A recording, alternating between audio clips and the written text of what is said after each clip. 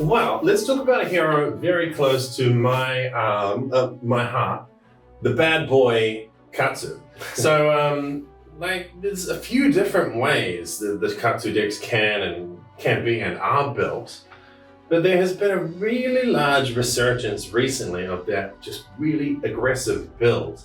There was a recent online event, the charity drive from Card Merchant, and a player who would like to be quite anonymous, being named only as Mr. Classic, won the event with the really aggressive Katsu. We've seen so much more aggro Katsu now, but of course there's the mid-range, like you mentioned before. Your synonymous, the deck that's now synonymous with the year, Katsu Control. So there's all these different decks out there. What are your thoughts on Katsu's comeback of lately? Well, I always felt Katsu had a place in Classic Constructed. It's very strong. You have more life to set up your big turns, and you have especially when you can run free orbs, which is like very important in a Katsu deck, because if you defend with one or two of them, then BlitZ or something like that, then you don't have access to the third one. Yeah. Whereas Classic Constructed solves that problem. So that's one of them. That's for the aggressive build. Yeah, for sure. You want to go surging into whelming. And then it's not there, it's no good. Yeah. So I'm speaking of Mr. Classic. Congratulations to him for winning. But his deck was nice. I saw him play his top 8 games, and then he was just taking all the damage and then inputting more damage. Yeah. And then that's where it got him there. And he was just playing more for a race, and then it worked out for him, so it was good. Yeah, that's good. It seems to be a pretty popular and quite effective strategy. This aggressive race approach, especially in a field with a lot of chain in it. Yeah, definitely. And then for my my control Katsu, it was just built to do like poke for damage, and then maybe hit for like 4 power card or higher. To just narrow them down, and then just defend with most of my cards with defense reactions and everything like that. So that was my strategy for playing control Katsu. It was sort of like an RA deck basically, but with more cards and free orbs like that. But in hindsight, if I was to play like outside in a road to nationals or something, my Katsu control deck would definitely change a lot, because I built that deck for that specific tournament, right? Exactly. I know I'm not gonna verse like 4 chains or like 3 dash control decks. Yeah. It was just I knew that there was only gonna be one of them, and then I just figured out how my deck was gonna play around those decks, and then that's how it worked out. That's cool. Well, let's talk about good and bad matchups for Katsu and all different types of Katsu. So how is he against the field? Well, most Katsu decks do have a good matchup against most decks. I think your hardest matchup for Katsu would either be the dash control deck, which is a more controlling deck, and it inputs more damage than you do. Is this a control Katsu versus control dash? Or? Yeah, control Katsu versus control dash. Even aggro Katsu versus control dash. I feel like I would have a rough time as well, since all they do is defend, and then they shoot you a pistol. So that's how Katsu could struggle in the current format because of the rise of dash. And another bad matchup would be the life game Bravo. Oh yes. So the life game Bravo is a problem for both aggro and control Katsu, because aggro, they just defend until you run out of gas, right? And then they hit you with a spinal or crippling, and then you just lose everything. Yeah. And then versus control, Bravo has more life gain cards, such as like Blessing of Deliverance, Tome of Findle, whereas Ninja can't really use Tome of Findle and doesn't have access to Blessing. And then their weapon Anaphos is always hitting you for either 4 or 6, compared to my Kodachis are attacking you for 1/1. So the life game Bravo is a very hard matchup for both versions of Katsus. How about the good ones? We talked a bit about trying to race against chain with the aggro version. Yep. What are the good matchups out there? The good matchups is like obviously when you say chain, and then you with the new edition, hardened cross grab. Yeah, great card. Great card that makes your surging strikes free, right? So, yeah, it's a good deal. Yeah, so it's like free surging strike and then whelming and then Mugenshi. It's just like a lot like the aggro Katsu versus chain is a lot of pressure. It's very strong. The control one's not too shabby. You just need to put some snags in. You need to know what to defend. You need to know when to take arcane damage, when not to take arcane damage. And yeah, that's that matchup. And then like I think Katsu, aggro, and control both have good matchups against like Prism, Bolton, Reiner, and those decks like that, because like Katsu, the aggro, I don't think any other deck apart from Chain can do that much damage. Yeah, and the thing is like and your opponent can't just take the hits, right? Because Katsu is a on hit effect. Yeah, it's not just damage, it's draw cards. It's draw cards, yeah. Keep on going. Search Lord of Winds, like you cannot block, you cannot defend those cards, right? Exactly. And then control, if I'm playing against Bolton or something like that, I have defense reactions, especially flick-flacking a take fly or anything like that. Yeah. They don't get their +1 from Bolton, and then my next combo card does defend for 5. So that's most of their attacks. Yeah, Flip-Flack seems insane against Bolton. Yeah. Like aggressive Bolton. I think Flip-Flack's just like insane, like an insane card. That's why I wanted to play Katsu control to just not say abuse, but it's like just take advantage of it. Take advantage of it, yeah. Like I love Flip-Flack, yeah. Yeah, cool. Well, let's have a look at how Katsu's kind of changed or evolved since Monarch. What observations have you made?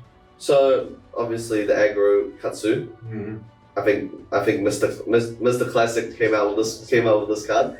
It was the Belittle and Minnowism engine and aggro Katsu. The ability to search for a searchable blue card. It's crazy, yeah. It's crazy because the aggro Katsu is always had a problem with not drawing your blue, right? To do crazy turns. You're always stuck with these like four red card hands. Yeah, can't remember. But with Belittle, it's giving you the option. It's giving you the option to get a blue card to extend your turns, like a free power go again. Yeah, yeah. So that was very strong, and Katsu aggro deck. And then for the control deck, it's been a lot of additions. Nourishing Emptiness as well. Yeah. 6 power, 2 cost, defense for free. And sometimes, like if you draw first turn, it's nice, right? Yeah. I've seen some pretty amazing turn 1 nourishing. Yeah. Like it feels like you shouldn't be doing this sort of thing. And then, deck full of attacks. Yeah. Yeah, and then the second card is probably my favorite card from Monarch is like Exude Confidence. Yeah. Because Exude Confidence helps you finish off games and control. Say your opponent's on like 2 or 3 life, and you go Kadachi, and then you play Exude, and you have either 2 or 3 blues in your hand. It pumps it up by like 4 or 6 power, which is like very strong, and then it also shuts down defense reactions. It's just like It's such an amazing card. Yeah. It's such an amazing card. Like in a deck that's already got a lot of blues. Yeah. And a deck that's it's really cool. Nice finisher. So yeah, those 2 cards are very strong, and from Monarch. So yeah, Monarch did give Katsu, even both versions, quite good support. Yeah. Let's talk about Dash. I think she was kind of written off by a lot of people, and she's ducked out of the meta for a bit, but she's back. She's back. Why? Yeah, it's very interesting. When the sort of like first iteration of the Monarch metagame came to light, Dash really wasn't in the light so much as hiding in the shadows. Even though she was such a top tier hero in the previous constructed season, she was kind of ignored when Monarch first came out. I think a lot of that has to do with the BlitZ season coming in, where Dash wasn't seeing so much of a success, and everyone was still had BlitZ on their brain, still thinking what was good in BlitZ, at least of what was good in Classic Constructed, and also the Shadow Man himself, that also likes to hide in the shadows, Chain, I think a lot of people saw the chain and then the uprising of the aggro decks, like with Bolton and Katsu, and they were just like, you know what? I'm just gonna can dash. There's too many aggro decks. I'm not going to be able to control the game well enough to assemble those sort of board states that I had in the previous constructed season. And well, now that people have realized that that's not the only way to play dash. Like you've showed us a whole bunch of hybrids and aggro combos and mid-range combos and all sorts of things. Yeah. There's a lot of different directions you can go with dash. You can go full-on boost dash. You're playing your maximum velocities. I love that You one. throw your heart and cross strap in, so you can go bop, bop, bop, bop, bang with the maximum velocity. You have your absolute control variant, which I've touched on, where you play a ton of defense reactions. You never really boost, and you're just there for the long game. You're just there to stack out your induction chambers and plasma purifiers. Just get to a board state where you're just able to have 3 of each in play, and then you're going shoot for 5. Shoot for 5. Yeah. Shoot for 5. Or a wise man once said many times in a whole bunch of tournaments, pew. With go again. Yes, that's right. Yeah. That's the classic one-liner from your old boy Jacob Pearson. Yeah, boy.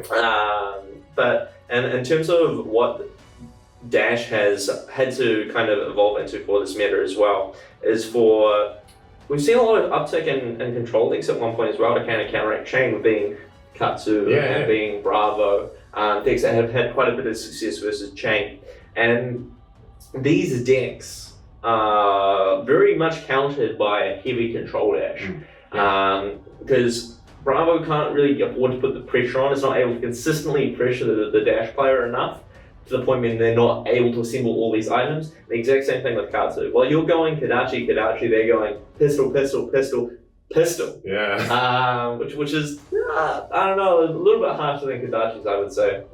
Yeah. I'm not going to lie, I'm pretty happy to see her back at the top tables. One of my personal favorites. No, Dash is definitely an extraordinaire of the format.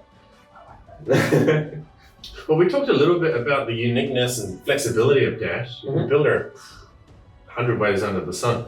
But what specifically, tell us more about the good and the bad matchups that Dash has. Yeah, sure. So as I touched on a little bit, each of the different versions of Dash obviously has good and bad matchups. The most consistent one overall, I think, is the deck that I played, or deck similar to what I played at DEV-ASTATION, where you have both a combo control deck as well as a full control deck in one deck, because you're able to slide into a control deck versus your Bravos, versus your control Katsus. You can play this sort of mid-range combo deck versus your aggro decks, so that when they're attacking up to you, you're able to block off and ward off a lot of attacks, and then you have your big turns, like your high-octane kind of Fiendale turns, and then from there you're kind of able to go tip the tat and use that advantage, that tempo game that you got, to kind of keep railing into them to finish off the game. If we touch on the aggro side of things, obviously aggro decks not very good against dedicated control decks. So the aggro dash deck gets shut down by the control dash deck, the control Katsu sort of decks. Bravo as well can also beat that deck, although there is a little bit of nuance in that matchup where the dash player, if they're on the ball, can find a point in the game to kind of switch into the pew with go again strategy, and use that to kind of finish off the game to recoup the card advantage, as it were, to get more cards back into their deck, and then set up this final boost turn, and then go boost attack, maximum velocity, and finish the game on that one turn, which is definitely something that they can set up. And it's pretty crazy, Dash, not only can you start a game or a tournament with a hybrid style deck, but then once that match has started, you can switch gears again. Yes, yeah. Very unique. It's something I've always loved about Dash from the very start. It's always been a very flexible deck. There's always the emergency turn into an aggro deck button, which I think is a very cool thing that comes along with the boost mechanic. We talked about different builds, different styles, different versions of Dash. Anything more that you want to say about the ways to build Dash? What are your thoughts or hopes for a more aggressive Dash version? Well, in terms of what you're really needing to do is, if you're talking about aggressive Dash specifically, it's a very simple deck to build. You play all the well-costed boost attacks with the highest damage, and you're just trying to work out an optimal ratio with your blues. You're playing your blues that hit your blue 0 to 60s to help you turn on those maximum velocity turns. So in a pinch, you can go blue 0 to 60, red 0 to 60, yellow red 0 to 60, and you only need page 2 resources, your maximum velocity to get it out, which you can struggle to do sometimes with the higher costed boost attacks. Keeping a low curve, keeping all your attacks in general, and you're just trying to play as many boost cards as you can. You don't really want to be playing generics. You want to be optimizing the fact that you're going to get going in every single time that you boost. As one missed boost in that deck equals game over a lot of the time. Yeah, got to keep the pedal to the metal. Yeah, that's exactly it. We've talked about a few changes, evolutions of Dash since Monarch. It was interesting you talked about perhaps people had some conceptions or some ideas about the BlitZ format, bringing those ideas into Classic Constructed. Tell us more about what do you think about how this can affect things? Bringing ideas over from BlitZ, does it work? It's very hard to say, but not really in general. If we look back to the start of the BlitZ format, where a lot of people were coming from a big Classic Constructed season into this BlitZ format, there was a huge shift. I mean, people were basically cutting down one copy of each card in their deck and playing that as their BlitZ deck. And that didn't really work. And it got really, really punished by some of these specialized BlitZ decks, especially the aggro ones where they're able to put on tons more pressure. Having such a lower life total really affects how the game plays, because you're suddenly shoved into this game state where your life total really matters from turn one. Yeah. That's the thing I both love and hate about BlitZ. It's a very, alright, we're at the forefront of the battle, we're going like tit for tat, going completely crazy in this absolute battle fest almost. And that happens from the first second of the first turn. Which is a completely different feeling to what happens in Classic Constructed. We often see players taking 20, 30 damage very early in the game and using that to generate some other kind of advantage, like we see Dash Control with their items, we see with Bravo with setting up these massive pitch stacks, and it's a very interesting dynamic that it kind of builds within that. So not really, I'd say in general, that these ideas, because they're two completely different animals. You're not really comparing apples to apples, you're comparing apples to watermelons. Yeah. Oh, nice. Well, you mentioned earlier about people that kind of reacting to Bolton with the dash by swapping out some of the blue attack actions for blue non-attack actions. That's a pretty cool evolution. Have you seen any other reactive sort of strategies from dash to the metagame? The only real thing I've seen in terms of like pure reactions with dash is more to do with the deck selection process rather than like individual picks in the decks. Like we're seeing almost no pure control decks from dash in this metagame. A lot of them are opting for either the hybrid or the full mid-range combo or the aggro deck. The control deck that reigned so tightly, that had such a tight grip on the format last season, has almost disappeared entirely, just from the metagame choices that players have been making up to this point. It's awesome seeing it move and change and evolve. Yeah, it's a living format.